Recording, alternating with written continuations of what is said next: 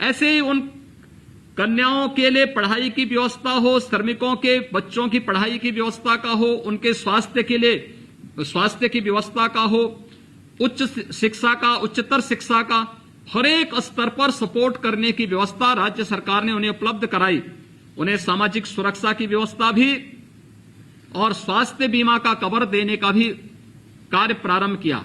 और इसलिए राज्य सरकार ने तय किया कि प्रदेश के अंदर चाहे वह संगठित क्षेत्र के हों, असंगठित क्षेत्र के हों, जितने भी कामगार और श्रमिक होंगे, इन सबको हम लोग 2 लाख रुपए की सामाजिक सुरक्षा की गारंटी देंगे।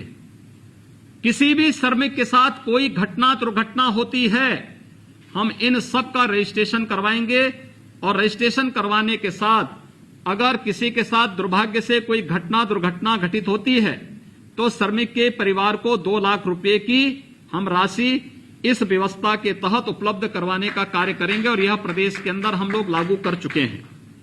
ऐसी स्थिति हमने प्रदेश के अंदर स्वास्थ्य बीमा कवर का किया है।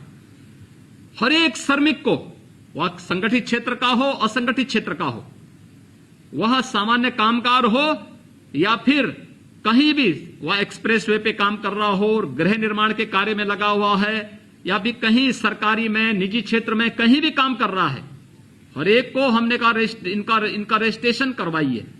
और रजिस्ट्रेशन करवाने के साथ ही उसे 5 लाख रुपए का सालाना स्वास्थ्य बीमा का कवर भी राज्य सरकार देने के लिए पूरी तरह प्रतिबद्ध है, उसको दे रही है।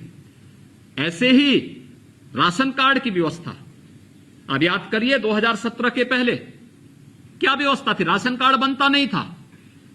एक परिवार में जो सत्ताधारी दल से जुड़ा होता था, उस परिवार में राशन की व्यवस्था के लिए वहां पर एक ही परिवार में 5 लोग हैं और सत्ताधारी दल से जुड़ा हुआ, तो उसमें 25 राशन कार्ड उनके होते थे और किसी गरीब के, किसी मजदूर के और किसी गरीब और किसी मजदूर के राशन कार्ड नहीं बनते थे। हमने अभियान चलाया, हर एक गरीब का राशन कार्ड बनवाया और उत्तर प्रदेश पहला राज्य है जिसने विगत वर्ष लॉकडाउन के दौरान ही यह व्यवस्था भी दी कि कोई भी कामगार और श्रमिक होगा, राशन कार्ड हो न हो, हम उसको पहले 15 दिन का राशन देंगे।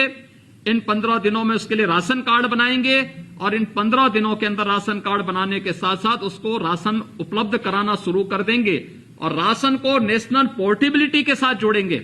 अगर वह श्रमिक कल उत्तर प्रदेश की बजाय महाराष्ट्र में काम करना चाहता है तो उत्तर प्रदेश के राशन कार्ड से वो महाराष्ट्र में भी खाद्यान्न ले सकता है, गुजरात में भी ले सकता है, पंजाब में भी ले सकता है, कहीं भी उसको राशन की सुविधा का लाभ मिल सकता है।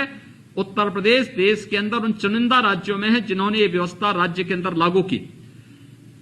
यह एक व्यवस्था श्रमिकों के हितों के लिए हर एक स्तर पर नई नई योजनाओं को लागू करना, यह उसी का परिणाम है। और इस बार भी जब दूसरी लहर आई तो दूसरी लहर के दौरान हम लोगों ने कोई उद्योग बंद नहीं होने दिए। प्रदेश के अंदर 119 चीनी मिलें चलाई गई। प्रदेश के अंदर जितने भी लघु, सूक्ष्म, लघु, मध्यम उद्यम थे, बड़े उद्योग थे, हमने सब कुछ पूरी तरह चलाने की छूट दी। शर्तें थी, वहां पे कोविड हेल्प डेस्क बनेगा, कोविड केयर सेंटर बनेगा, वहां पर हम लोग हर प्रकार की सुविधाएं देंगे और श्रमिकों के आने जाने के लिए भी उनको उस प्रकार का माहौल देने का कार्य करेंगे। और यह कार्य हम लोगों ने प्रदेश के अंदर पूरी प्रतिबद्धता के साथ किया। हम लोगों ने उद्योग भी चलाए, खेती बाड़ी के सामान्य कार्य को भी कराया, लेकिन साथ साथ हम लोगों ने यह भी व्यवस्था की कि कोई भी यानी कोरोना के संक्रमण की चेन को हर एक स्तर पर हम रोक सकें। और उत्तर प्रदेश का यह मॉडल देश के अंदर हिट रहा और देश ने इसको हाथों हाथ लिया। उत्तर प्रदेश ने इस दौरान कई नए कार्य किए जिसको अलग अलग स्तर पर मान्यता मिली।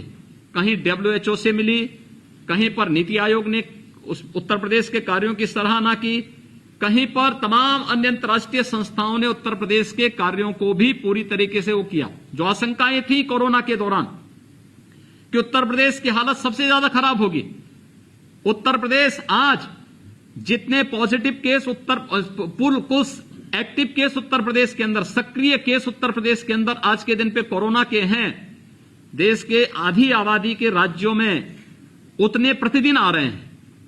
यानी उत्तर प्रदेश का मॉडल हर एक स्तर पर, उत्तर प्रदेश से 1/10वां हिस्सा, 1/12वां हिस्सा के राज्यों में, आबादी वाले राज्यों में उत्तर प्रदेश से ज्यादा मौतें हुई हैं। उत्तर प्रदेश अपने इस मॉडल के साथ अपने किसान बंधुओं का, श्रमिक बंधुओं का, अपने युवाओं का, समाज के उन सभी कामगारों का, सभी लोगों के हितों को सुरक्षित रखने की दिशा में पूरी प्रतिबद्धता के साथ कार्य करने के लिए संकल्पित है। और आज का ये भरण पोषण भत्ता का एक कार्यक्रम इसी उद्देश्य से प्रारंभ किया गया है।